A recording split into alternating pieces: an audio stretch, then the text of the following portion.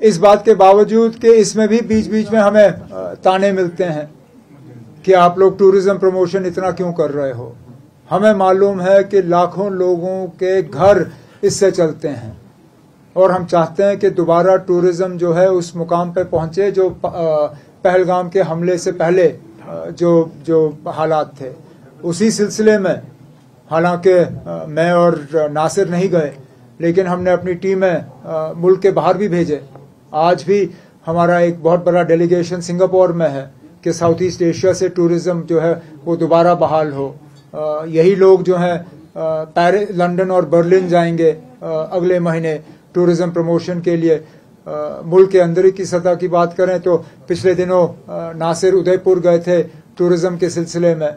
हमारी कोशिशों में कोई कमी नहीं है और मैं ये भी नहीं कह सकता हूं कि मरकज ने हमारा साथ नहीं दिया, लेकिन एक सच्चाई है जिस सच्चाई से हम इनकार नहीं कर सकते। फिलहाल बदकिस्मती से जम्मू कश्मीर के अंदर से हम दो अलग अलग आवाजों में बात कर रहे हैं।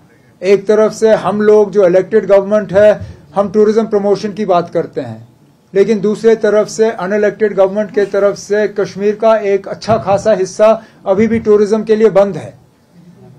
दौदपथरी टूरिज्म के लिए बंद है, ध्रंग टूरिज्म के लिए बंद है, गुलमर्ग, खिलनमर्ग मतलब गंडोला के नीचे का इलाका खुला है, लेकिन दाएं बाएं जाने की कोशिश करें तो सीआरपी वाले पीछे दौड़ते हैं और कहते हैं ये बंद है। अब जब टूरिस्ट यहाँ आना पसंद करता है, जब वो टूरिज्म ऑर्गेनाइजर से पूछते हैं ना कि यहाँ हम जा सकते हैं, और टूरिज्म वाला कहता है कि नहीं यहाँ जा नहीं सकते हो, सिक्योरिटी की वजह से बंद है, वो कहते हैं ना अगर यही लोग डरे हुए हैं, अगर ये खोलने के लिए तैयार नहीं है तो मतलब खतरा है और उस वजह से टूरिस्ट भी जो है आ नहीं रहा है। तो हमें तो पहले ये करना होगा कि जो इलाके हमने बंद किए उनको खोलना होगा। 35 साल में हमने ये इलाके कभी बंद नहीं किए, जबकि सबसे ज्यादा मिलिटेंसी थी यहाँ पे। द्रंग बंद नहीं था, दौदपथरी बंद नहीं, गुलमर्ग का ऊपर इलाका बंद नहीं, आरू बंद नहीं।